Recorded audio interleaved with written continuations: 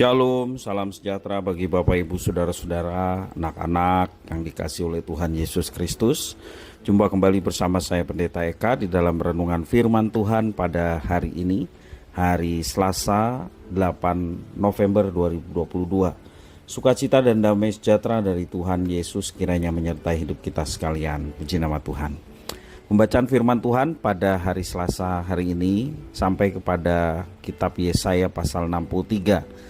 Kiranya firman Tuhan yang kita baca sungguh memberkati hidup kita. Baik, sebelum kita akan merenungkan bagian firman Tuhan hari ini, secara khusus akan merenungkan ayat 1 sampai yang ke-6, kita akan bersama-sama berdoa. Tuhan Allah Bapa di surga, di dalam nama Tuhan Yesus, kami datang padamu mengucapkan syukur terima kasih atas berkat, kasih, dan pemeliharaan Tuhan pada kami sampai hari ini. Kami mau terus memperdengarkan hati pikiran kami kebenaran firman Tuhan. Kau mampukan untuk kami dapat memahaminya, Kau juga menolong kami untuk kami dapat terapkan dalam hidup kami setiap hari. Terima kasih Bapa, demi nama Tuhan Yesus kami berdoa. Haleluya, amin. Yesaya pasal 63 ayat 1 sampai yang ke-6, demikian firman Tuhan. Siapa dia yang datang dari Edom, yang datang dari Bozra, dengan baju yang merah? Dia yang semarak dengan pakaiannya, yang melangkah dengan kekuatannya yang besar. Akulah yang menjanjikan keadilan dan yang berkuasa untuk menyelamatkan. Mengapakah pakaianmu semerah itu dan bajumu seperti baju penggirik buah anggur? Aku seorang dirilah yang melakukan penggirikan, dan dari antara umatku tidak ada yang menemani aku. Aku telah menggirik bangsa-bangsa dalam murkaku, dan aku akan menginjak-injak mereka dalam kehangatan amarahku. Semburan darah mereka memercik kepada bajuku, dan seluruh pakaianku telah cemar. Sebab hari pembalasan telah ku rencanakan, dan tahun penuntutan bela telah datang. Aku melayangkan pandanganku, tidak ada yang menolong. Aku tertegun, tidak ada yang membantu. Lalu tanganku memberi aku pertolongan, dan kehangatan amarahku itulah yang membantu aku. Aku memijak-mijak bangsa-bangsa dalam murkaku, menghancurkan mereka dalam kehangatan amarahku, dan membuat semburan darah mereka mengalir ke tanah. Bapak Ibu Saudara-saudara yang dikasihi oleh Tuhan, murka Tuhan atas bangsa Edom artinya merah, ya, dikatakan di dalam ayat-ayat yang tadi kita baca. Ini adalah kabar sukacita bagi umat yang tertinggal di kerajaan Yehuda.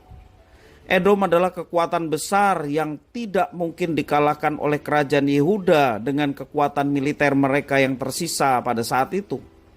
Namun Tuhan akan datang dengan keadilannya untuk menyelamatkan umatnya mengalahkan Edom.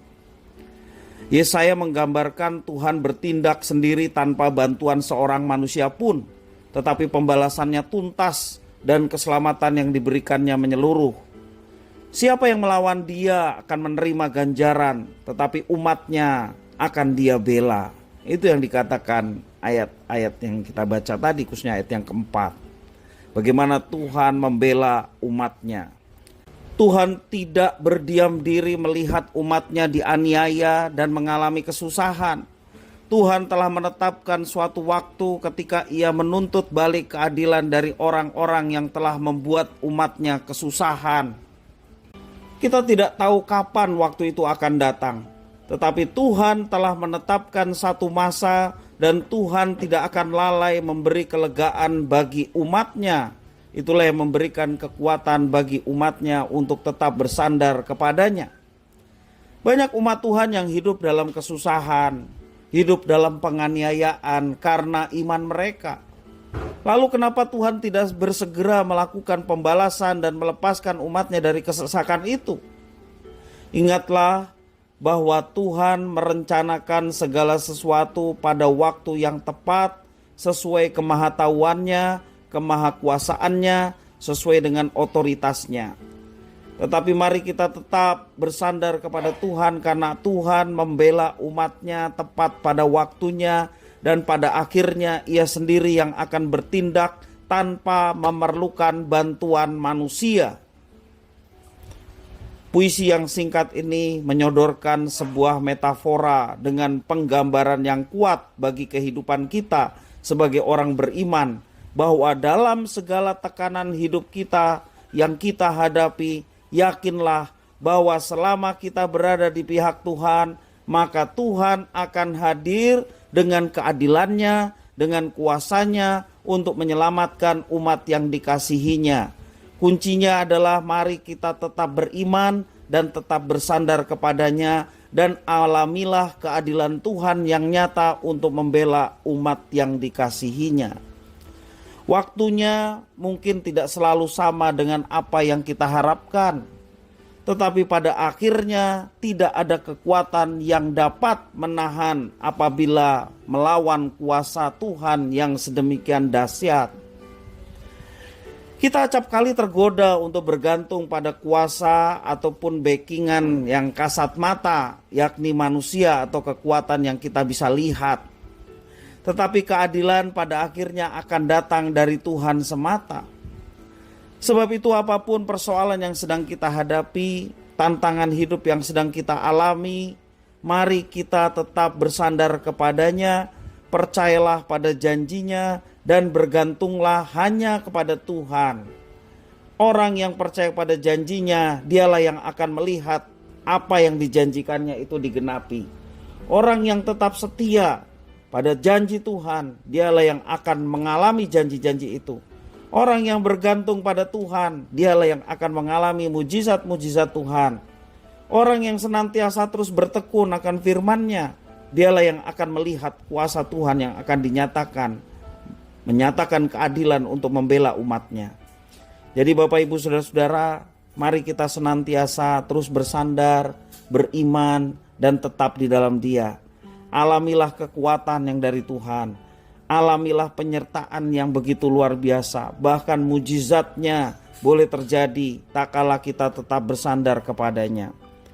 Jangan kita ingin mujizatnya, jangan kita ingin penyertaannya, sedang kita hidup tidak seturut dengan kehendak dan kemauannya.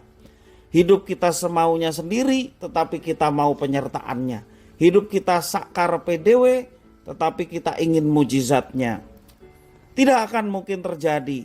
Penyertaan, mujizat, berkat itu hanya akan dialami bagi setiap anak-anaknya yang tetap bersandar.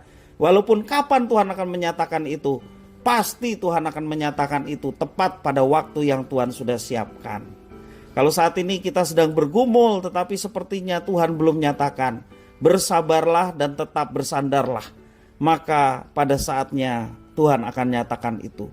Jangan sedikit pun berpaling kepada yang lain. Jangan bergantung kepada yang lain atau bersandar kepada yang lain.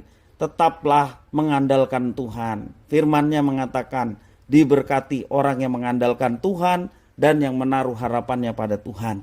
Kita semua ingin diberkati, kita ingin mengalami penyertaan-Nya, kita semua ingin mengalami mujizat-Nya. Mari kita bergantung dan bersandar kepada Tuhan saja. Kiranya firman Tuhan memberkati kita sekalian. Mari kita berdoa. Tuhan Bapa di surga, terima kasih atas firman Tuhan. Engkau yang mampukan kami untuk kami dapat memahami lebih dalam lagi. Terlebih yang kami mau tangkap dari kebenaran firman Tuhan adalah ketika kami dalam situasi sulit, berat, tantangan hidup yang kami sedang hadapi, kami tidak mau berpaling pada yang lain, tetapi kami mau tetap bersandar kepada Tuhan, karena Engkaulah sumber kekuatan dan pengharapan kami. Terima kasih ya Tuhan, inilah doa, permohonan dan penyerahan kami. Ucapan syukur kami juga atas kebenaran firman Tuhan. Sekali lagi kami mohon Kau yang mampukan untuk kami dapat menggenapi firman Tuhan dalam kehidupan kami setiap hari. Terima kasih Bapa, terpujilah nama-Mu. Demi nama Tuhan Yesus Kristus, kami sudah berdoa dan bersyukur. Haleluya, amin.